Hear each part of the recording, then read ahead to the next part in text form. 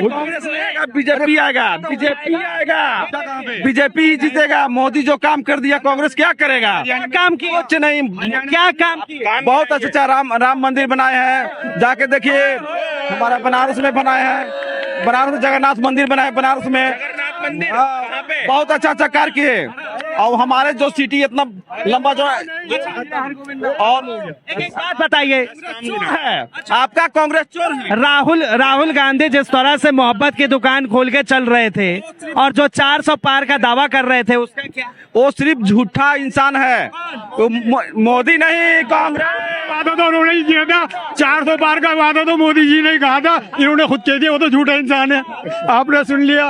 अभी झारखंड से है, मेरे क्षेत्र में 14 में 11 सीट देने वाला झारखंड है बीजेपी को।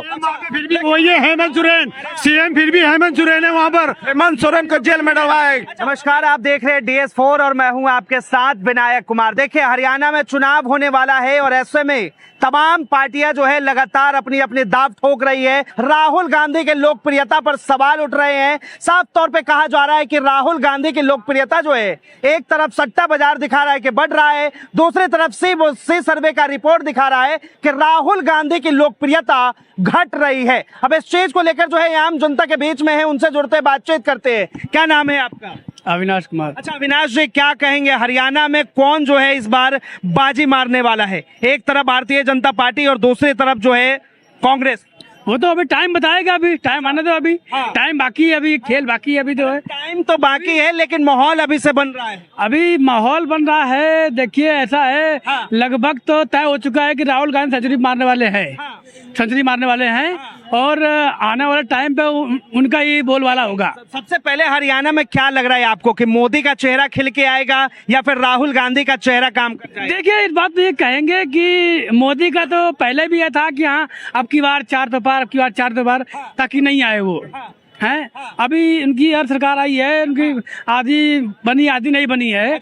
अब की बोलबाला तेज चल रहा है राहुल गांधी का। राहुल गांधी का बोलबाला चल रहा है फिलहाल। आप कह रहे कि हरियाणा में राहुल गांधी अपनी बाजी मार देंगे? नहीं, वो टाइम को बता रहा हूँ, वक्त को बता रहा हूँ मैं। वक्त की बात है, वक्त बदल देगा। अच्छा देखिए, क्या कहेंगे इस बार हरियाणा में किसकी लहर चलने वाली है? एक तरफ नरेंद्र मोदी, दूसरी तरफ राहुल गांधी। अब कहा जा रहा है कि राहुल गांधी से ज्यादा नरेंद्र मोदी की लोकप्रियता है, लेकिन राहुल गांधी की लोकप्रियता भी बढ़ी है। देखिए कहीं ना कहीं 2024 का जो चुनाव हुआ था ना लोकसभा का, इसके बाद से विपक्ष की लोक प्रतिक्रिया बढ़ी है। और ये जो इस देश की जनता है ना, ये जब चाहती है जिसको सर पे बिठाना तो इसे खूब बिठाती है, और जब उतारना चाहती है तो कपड़े तक उतार लेती है। वही काम इस 2024 के चुनाव के अंदर हुआ। अब आप हरियाणा की बात कर रहे हो, हरियाणा के जो जमीनी मुद्दे हैं ना, जिस तरीके से वहां लोगों ने कहा कि भाई 2014 के अंदर जब चुनाव हुआ, 19 में भी हुआ, तो हमने भारतीय जनता पार्टी को पुरजोर समर्थन दिया। लेकिन वहीं के लोगों का विकास ना करना, सड़कें आज वहाँ खराब हैं, जिस तरीके से नायब सिंह सैनी के ऊपर आरोप लगते हैं, किसानों को दबाना, घरों के ऊपर बुलडोजर चलाना, तो ये कहीं ना कहीं फैक्ट है। और मुझे तो ऐसा लग रहा है, जो हम भी वहाँ न्यूज देख रहे हैं और वहाँ लोग, क्योंकि पलवल के अंदर भी मेरा काम है, इस टाइम वहाँ कांग्रेस की बहुत तकड़ी लहर है हरियाणा में। हाँ, क्योंकि लोग वहाँ चाहे किसी भी 36 बिरादरी वहाँ एक तरफा होकर कह रही है भाई हुड्डा जी के साथ हैं हम। मैं कह रहा हूँ एक बार को कांग्रेस की लहर कम लग रही है, हुड्डा जी की लहर ज्यादा है।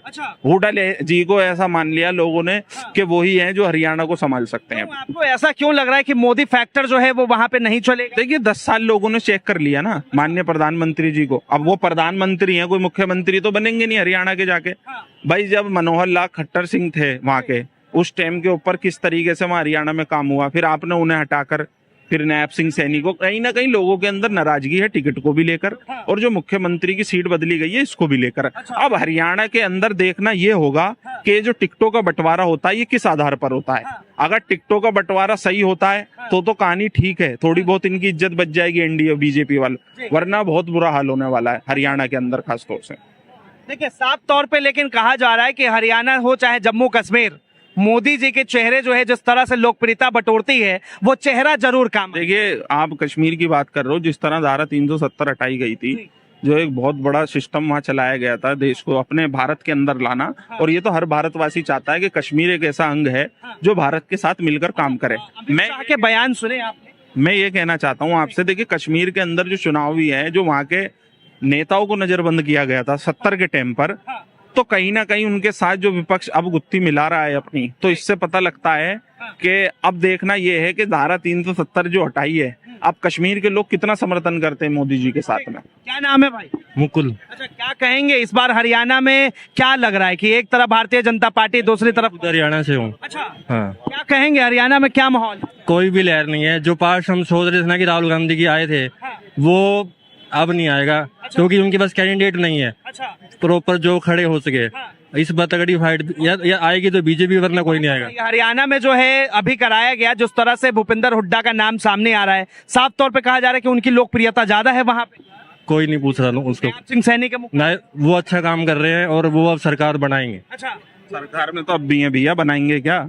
पिछले 10 सीट आएगी। आप पिछले 10 साल से सरकार में है, वो तो अब खट्टर जी को मत आप कीजिए। बताइए। नायब सिंह सैनी जो काम कर रहे हैं वो उसका देख रहा हूँ सर, जो उनके साथी हैं वो तक खुद बायकॉट कर रहे हैं, पार्टी छोड़ छोड़ के बीजेपी के लोग भाग रहे हैं वहां से। जेजेपी वाली पार्टी छोड़ रहे हैं, वो बीजेपी में आ रहे हैं। आप दुष्यंत चौटाला जी गए पहले आपका समर्थन छोड़ के, अब जो भारतीय जनता पार्टी के जो मौजूद नेता हैं वो भी इस्तीफा दे रहे हैं। तो कहीं ना कहीं मानने वाली बात है कि हरियाणा को जिस तरीके से विकास की धारा जो हुड्डा जी ने चलाई थी, जो हरियाणा आज नाम से जाना जाता है, चाहे गुड़गांव हो, पानीपत हो, इंस्ट्रक्शन के नाम से जाना जाता है, इन चीजों के ऊपर अभी काम विकास कम हुआ। और जो गांव के लोग हैं ना भैया, मैं जिस तरीके से देखता हूँ वहाँ उनका ओपिनियन, गांव के लोग बहुत नाराज हैं।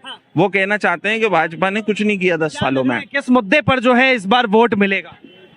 अभी लोग हम पेयर कर रहे हैं कि अयोध्या को, कि भाई वो अयोध्या जी आए तो योगी जी को वोट नहीं मिले। मेन बात ये थी कि योगी जी को किसी ने कंसीडर नहीं किया कि वो किसको खड़ा करना चाहते हैं। सब अपने गुटबाजी में सीटें हम हारे हैं। योगी जी अगर चाहते हैं कि इसको खड़ा करते तो सीट हमारी होती।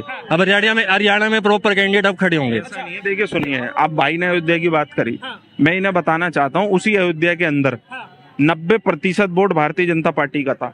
1985-86 से लेकर वहां लोग 1-1 रुपए की पट्टी भारतीय जनता पार्टी की काटा करते थे। आपने उन्हीं के घरों पे बिल्डोर चलाया। जिस हिंदू ने आपको सत्ता में बिठाया, बच्चों ने लड्डू बांटे, महिलाओं ने खुशियां मनाई कि माननीय योगी जी हमारा नेतृत्व कर रहे हैं, लेकिन आपने क्या करा? आप उसी बिल्डोर पर बैठकर वहां सियासत करके वहां अयोध्या की जनता का घर तोड़ दिया। भाई आप चलो घर भी तोड़ दिया, आप उन्हें मुआवजा तो दो। भाई इस देश की जनता जब आपको सर पर बिठा रही है और आप उसी के बाल काट रहे हो सर पर बैठकर, तो कहीं ना कहीं ये सोचने वाली बात है कि इससे पता लगता है कि अब इन लोगों की सिस्टम खत्म हो चुका है। अब कहीं ना कहीं हरियाणा के अंदर बहुत अच्छी बहुमत के साथ बात बताइए, हरियाणा में जिस तरह किसान प्रोटेस्ट पे बैठे हुए थे, लगातार उन्होंने जिस तरह प्रोटेस्ट किया, सरकार से सवाल पूछे, और साफ तौर पे पहलवान जो वो भी प्रोटेस्ट पे बैठे थे, क्या कहेंगे ये मुद्दा बड़ा हो सकता है? कुछ बड़ा नहीं है, कुछ नहीं। वो सब अपने हिसाब से बैठे थे कि भाई कि किसान जो बैठे थे सब अपने हिसाब से बैठे। वो उनकी मांग भी ठीक थी। और ये जो रेसलर बैठे थे, इनका कोई मैं कुछ नहीं कह सकता कि भाई क्यों बैठे थे, इन पे कुछ नहीं कह। किसान होता है, चाहे हरियाणा का किसान हो, पंजाब का किसान हो, यूपी का हो, वो इस देश का अन्नदाता है। लेकिन आपने जिस तरीके से किसानों के ऊपर राजनीति कह रहे हैं कि किसानों का मुद्दा इतना बड़ा नहीं, क्यों बड़ा नहीं है, फिर क्यों वापसी? वो अपने मुद्दे पे लड़ रहे हैं। लेकिन ये जो रेसलर आए थे, इनका कुछ नहीं पता मेरे को भाई क्यों। अब बताइए, रेस कमाल। वो देश की बेटी जो देश का गौरव विदेशों में बढ़ा रही है, 4 बार की चैंपियन को ऐसी पटक नहीं दी उनने, लेकिन वो इस देश के सिस्टम से हार गई। अब आप बता रहे हो उस बेटी को कि वो इस देश की बेटी जो है गलत तरीके से काम है। ये बात हो रही है। वो 53 किलो में क्वालिफाई करी थी ओलंपिक के लिए। वो लड़ी कितनी 50 किलो की कैटेगरी में। नहीं यहाँ पे कहना चाहता हूँ, भाई ने कहा मैं आपकी बात बड़ी कर रहा हूँ, 53 किलो में क्वालिफाई हुई, ठीक है। अब उस लड़ाने वाला वहाँ हमारा सिस्टम बैठा है ना, बैठा तो सिस्टम है, सिस्टम ने क्यों नहीं कहा? लग रहा है एक चीज हरियाणा में क्या एयरपोर्ट पर उतरते हुए देखा ना, उसके फेस से पता लग रहा था सर उसके अंदर कितनी निराशा है देश के लिए गोल्ड ना लाने की। क्या लग रहा है विनेश फोगाट का जिस तरह से मामला आया, पहलवानों के खिलाड़ियों के साथ इस तरह हुए, तो क्या ये भारतीय जनता पार्टी को भारी नुकसान इसका पहुंच सकता है? जब विनेश फोगाट जी फाइनल में पहुंची तो माननीय प्रधानमंत्री जी ने कोई ट्वीट नहीं करा, कोई भाषण नहीं दिया। जैसे ही वो 100 ग्राम से हार गई तो उनका ट्वीट आ गया। तो कहीं ना कहीं ये सोचने वाली बात है कि ये मुद्दा, क्योंकि हरियाणा एक ऐसी जगह है, एक ऐसी माटी है देश की, जो हरियाणा हर टाइम देश के लिए तैयार रहता है। गोल्ड मेडलिस्ट हो, किसी भी खेल के लिए आप ले लो, तरह तरह के काम हरियाणा की तरफ से आपको मिले, चाहे किसानों का ही ले लो आप मुद्दा। तो हरियाणा का जो इस टाइम जितने भी हरियाणा के लोग हैं वो पूरी तरीके से तैयार हैं जवाब देने के लिए। वो सिर्फ चुनाव की तारीख का इंतजार कर रहे हैं। साफ तौर पे कह रहे हैं कि पहलवानों का जो मुद्दा है वो भारतीय जनता पार्टी के लिए उनकी खटिया खड़ी कर सकती है। हम किसी पार्टी को दोष नहीं दे सकते कि भाई उनको मेडल नहीं मिला। वो रूल सबके लिए बराबर, अगर वो 100 ग्राम 200 ग्राम है तो वो हर प्लेयर के लिए रूल रहेगा। अगर वो 53 किलो में क्वालिफाई रही तो वो 50 में क्यों लड़ी? मेन पॉइंट ये है, वहाँ भी यही बात हो रही थी। तो सर रूल आ गया, यही विनेशा फोगाट और इन्हीं लोगों पे लाठियां भांजी गई दिल्ली के जंतर मंतर पर हैं। आज तक उन्हें आप ये बताइए उन्हें क्यों अधिकार नहीं मिला बेटी होने का? क्यों उन लोगों को कुचला गया बेटियों को? आज इस देश के अंदर देश की बेटियों की लोक प्रतिक्रिया किसानों पर आते हैं। जिस तरह से किसान सड़क पे बैठे रहे, उन्हें खेत में होना चाहिए, वो सड़क पे बैठे रहे। सरकार से सवाल, एमएसपी पे कानून, क्या लगता है कि ये सबसे बड़ा फैक्टर नहीं हो सकता है हरियाणा के में भी सड़क ही होती है और देश के रोड में भी सड़क होती है। किसान की तो आदत है सड़क पर चलना। क्यों? क्योंकि जब वो नंगे पैर चलता है ना, वो जब ही खेती करता है। ये बात आप भी जानते हो। जब देश के कानून बदले जाएंगे, देश के अंदर किसान जो अन्नदाता है, आप कहाँ पहुंचा रहे हो बिलों को लाकर? फिर क्यों कृषि कानून आपने वापसी लिया बिल जो देश के अंदर लाए थे? अगर आप इतने ही सच्चे थे आपके बिल, भाई साहब, अगर वो बिल आ जाता ना, आज यही रिलायंस और जियो के मॉलों के अंदर और रिलायंस फ्रेश के अंदर 10 किलो आटे का कट्टा 600 रुपए का बिकता। ये तो मैं सैल्यूट करता हूँ इस देश के किसानों को कि उन्होंने एकजुटता होकर 700 किसानों ने इस देश के लिए शहादत दी और आज ये देशवासी उन्हीं किसानों के साथ। बताइए। चलो मैं ये बात ऊपर रखता हूँ, वो किसान थे। अब ये लगा वो किसान इतने घर छोड़ के आ रहे हैं अपने इतने टाइम के लिए, उसमें वो पिज्जा भी खा रहे हैं में। एक मिनट, इतनी सारी फैसिलिटी किसान प्रोटेस्ट जो था, किसान है तो इतनी फैसिलिटी कौन सी सरकार उनको दे रही है? तो वो कांग्रेस दे रही थी पीछे से, बीजेपी तो उसका प्रोटेस्ट कर रही थी। बताऊं मैं आपको, आइए किसानों को इतना हल्के में ले रहे हैं। मैं इन्हें बता दूं, अगर ये इनके बेटे बॉर्डरों पे खड़े हुए सरहद के अंदर, उन्हीं किसानों के बेटे देश की पार्लियामेंट में भी जाते हैं, उन्हीं किसानों के बेटे खेत में मजदूरी भी करते हैं और फिर दिन के अंदर अपने देश का गौरव बढ़ाने का काम भी करते हैं। आप कह रहे हो पिज्जा किसानों के जो मेरे पास सुनो, अब तुम्हारी मन है, उन्हें तो आतंकवादी तक बता दिया था सरकार ने। वो क्या आतंकवादी हैं? देखिए एक बात, सवाल ये, किसान छोड़िए, सवाल पहले सुन लीजिए। सवाल ये है कि हरियाणा में चुनाव हो रहा है, पहलवानों का मामला, किसानों का मामला, क्या ये भारतीय जनता पार्टी को इसका खामियाजा भुगतना पड़ेगा? खामियाजा भुगतना पड़ेगा, क्योंकि 10 साल बीजेपी की सरकार रह ली। जो सरकार चलती है उसके खिलाफ ही तो बहुत ज्यादा हो जाता है, वो तो जाएगी। वहाँ कांग्रेस आए चाहे कोई भी आए, बीजेपी तो आएगी नहीं, ये तो निश्चित है। पहली बात तो ये हुई। अब भारत सरकार क्या मानते हैं कि किसानों के साथ जो हुआ वो गलत? किसान आखिर सड़क पे क्यों उतरे? ऐसा है, असली किसान खेत में थे। असली किसान खेत में ये को बदनाम करा जाए जब भी वो लोग यहाँ पहुँच गए थे। मुद्दे पे आते हैं। एक बात बताइए, मुद्दे पे आते हैं। चुनाव का माहौल है, अभी हरियाणा में चुनाव होगा, जम्मू कश्मीर में चुनाव होगा। एक तरफ नरेंद्र मोदी का चेहरा, दूसरी तरफ राहुल गांधी का चेहरा। क्या लग रहा है कि किसका चेहरा जो है इसमें काम? देखो ऐसा है, हरियाणा में तो बिल्कुल फैसला है, वहाँ तो बीजेपी आएगी नहीं। अच्छा, लोग खिलाफ मान चुके राहुल गांधी। राहुल गांधी नहीं आएंगे वहाँ, वो आएगा, क्या नाम है, जो इंडिया की नहीं, जो कांग्रेस का हुड्डा आएगा। राहुल नहीं है। राहुल के नाम पर वोट नहीं पड़ेगी, हुड्डा के नाम पर वोट पड़ेगी, ये गारंटी है। हुड्डा के नाम पर नहीं। मानते हैं कि हुड्डा की लोकप्रियता है? उसकी लोकप्रियता है, पहले भी 31 सीट ले गया था, अब क्या 4500 पर जाएगी उसकी सीट। बीजेपी हरियाणा वाले भाई हैं, ये कह रहे हैं हुड्डा की सरकार बनेगी। पिछली बार कांग्रेस की कितनी सीट आई थी? अब ये तो भाई टाइम बताएगा भाई। कांग्रेस है कि बीजेपी आएगा, टाइम बताएगा। अभी पहले भी लोग बोला था 400 बार। सुन लीजिए, कल तक लेकर बनाई थी, हेल्प जेजेपी के साथ बनी थी पिछली बार। अभी ये लगा के चलो, जो कांग्रेस की मेन पार्टी है उसमें किरण चौधरी, कुमारी शैलजा। किरण चौधरी बीजेपी में आ चुकी है और उसके आधी सीट, आधे वोट अपने पास है, बीजेपी के पास है। क्या कह रहे हैं? कांग्रेस बेस्ट। अच्छा, मतलब लग रहा है आपको हरियाणा में कांग्रेस आएगी? आप कहाँ से हो? राजस्थान। और राजस्थान हरियाणा की बात कर रहे हैं, बताओ। एक बात बताइए, अभी जो है बीजेपी की आप तारीफ करते थे, अभी जो है आपने खुद बोला कि कांग्रेस आ रही है हरियाणा में, लेकिन भाई मानने को तैयार? ये भाई माने ना माने, पिछली बार भी बड़ी मुश्किल से बीजेपी बची थी। दो बात है, एक तो वहाँ का मुख्यमंत्री इन्होंने सबसे लो मतलब धीमा, बहुत फैसले लेने में बहुत ढीला था। मनोहर लाल खट्टर बहुत निगेटिव पॉइंट है उसके।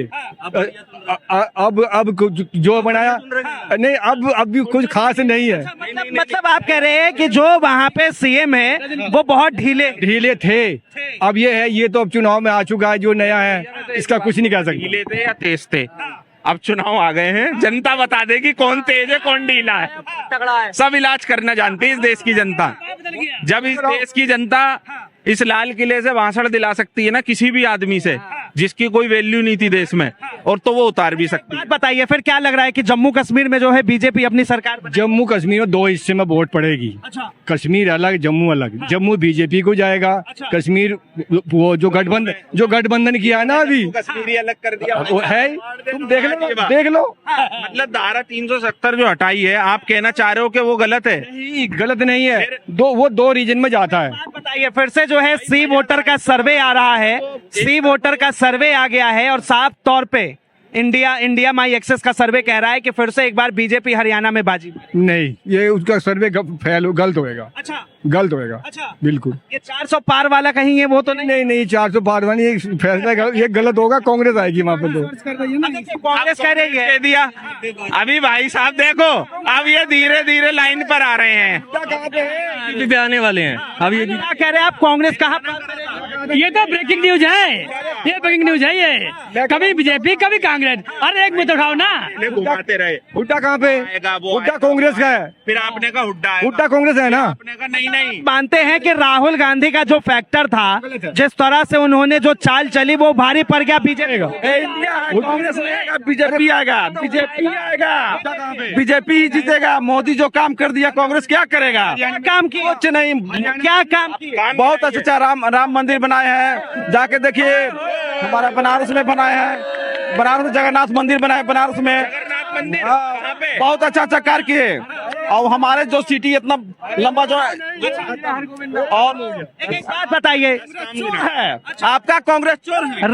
राहुल गांधी जिस तरह से मोहब्बत की दुकान खोल के चल रहे थे और जो 400 पार का दावा कर रहे थे, उसका क्या? वो सिर्फ झूठा इंसान है, मोदी नहीं कांग्रेस। वादा तो उन्होंने ही किया था, 400 पार का वादा तो मोदी जी ने कहा था, इन्होंने खुद कह दिया वो तो झूठा इंसान है। आपने सुन लिया। अभी झारखंड से है, मेरे क्षेत्र में 14 में 11 सीट देने वाला झारखंड है बीजेपी को। फिर भी वही है हेमंत सोरेन, सीएम फिर भी हेमंत सोरेन है वहाँ पर। हेमंत सोरेन को जेल में डलवाए।